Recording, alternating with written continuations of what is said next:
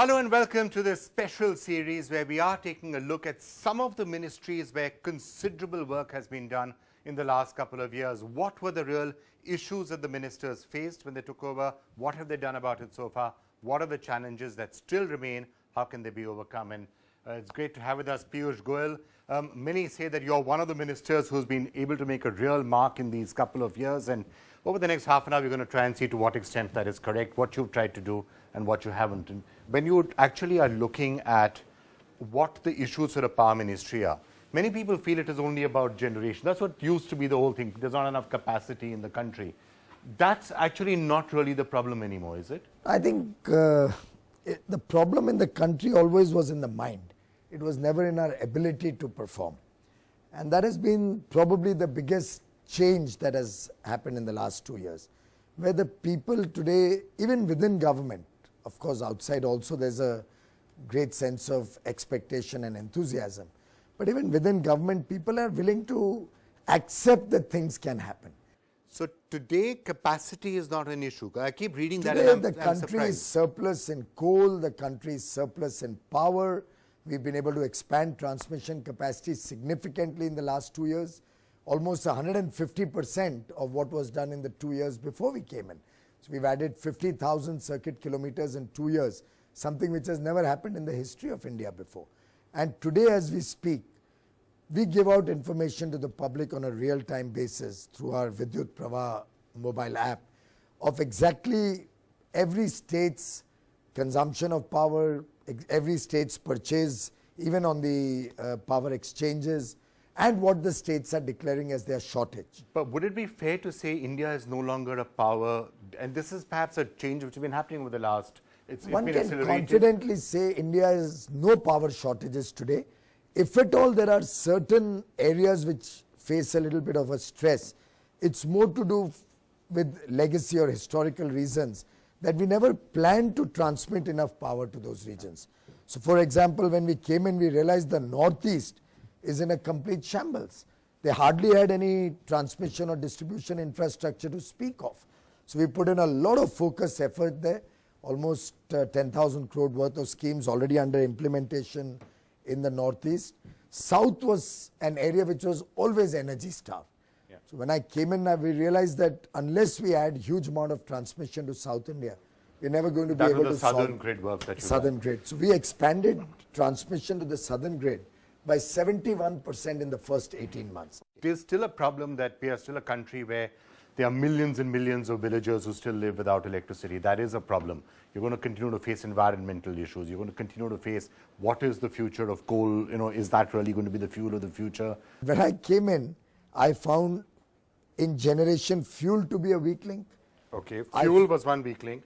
Both gas, coal, both were stressed. So for generation, you need fuel supplies. And there was a problem with coal and there's a problem with gas. When I came in at one point of time, and particularly after the 204 coal blocks got cancelled on 24th September by the Supreme Court, we had a situation where 2/3 of the major power plants in the country were facing critical stocks of coal, were having shortages. And you used to have screaming headlines, several times public memory is short. But if you go back to your own clippings, you'll find that at that point of time, the headlines were, when will power shut down? When will we run out of coal? When will power plants just be out of... and there was a problem both with coal and with gas. Gas was completely closed. I mean, we have 24,000 megawatt of gas, which was stressed because domestic production had crashed. International prices were too high. And almost all the gas plants were bad assets in the bank's books. So let's start with this. This is a big problem, number one, that for generation, you need fuel supplies. Fuel supplies were short. And you address this, coal auctions happened, so that was good. And total supplies. And a transparent auction, unparalleled in the history of India. Reverse auction, everybody gets equal opportunity to bid.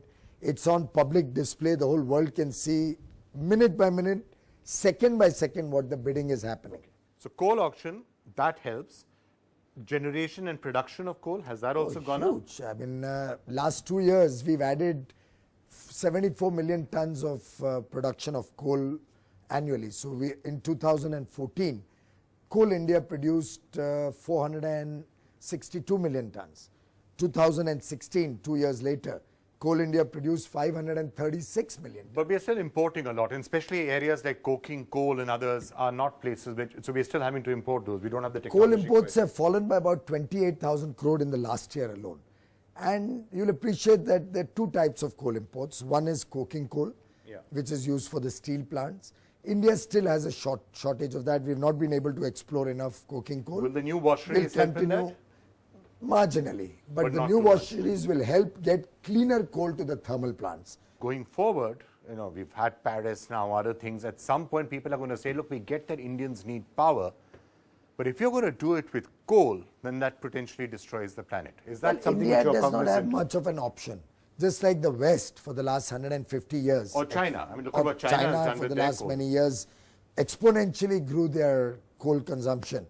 Because low-cost power is a very essential ingredient.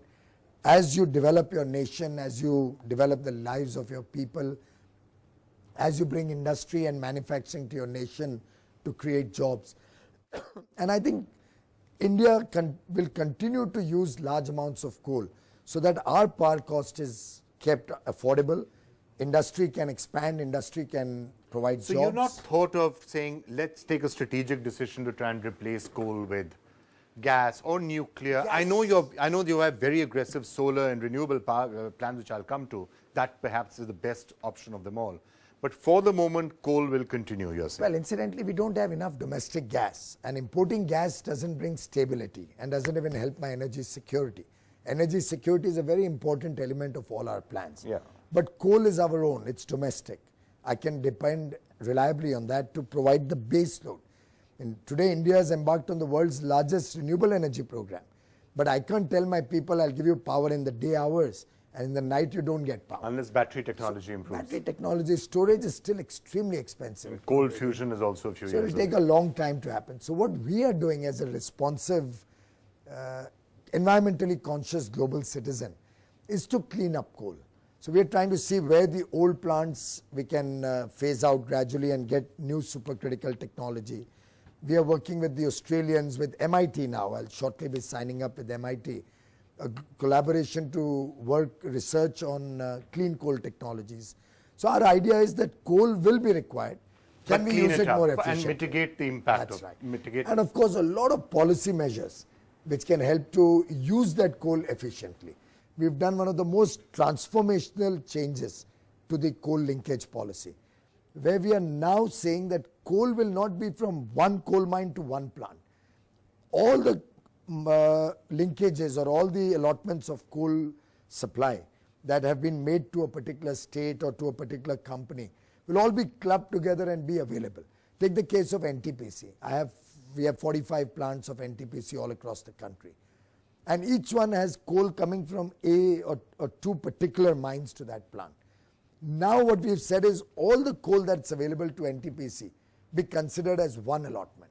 And NTPC can decide the most efficient utilization of that coal across the country.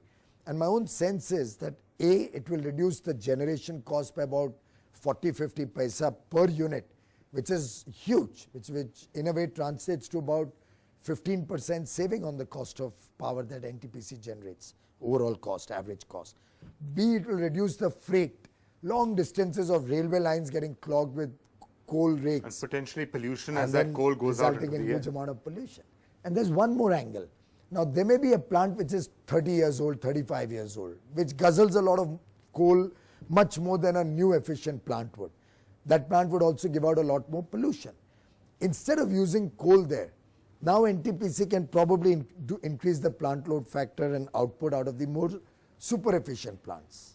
One of the other issues, of course, which comes up with coal and with thermal, it's not just the pollution aspect, but now also the water aspect. You're aware of what's happening with the water crisis in Marathwada and other parts, and some of these thermal plants are water guzzlers.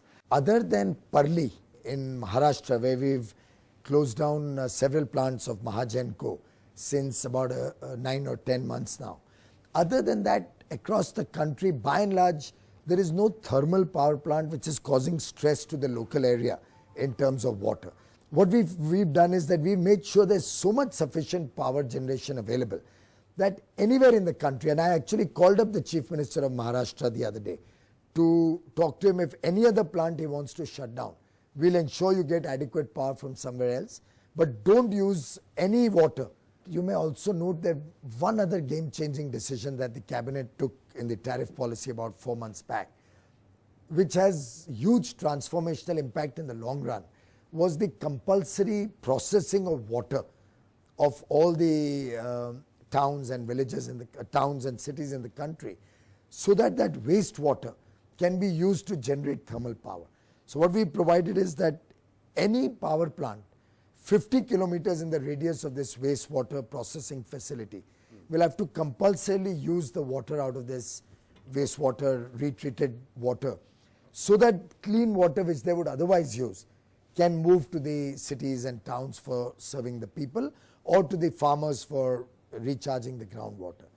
Also, we are moving gradually towards more and more air-cooled projects wherever we find that water could be a scarcity. My logic is the country should be a power surplus country. Right. No investors are going to come to India if they know that there's always going to be diesel sets and a stress.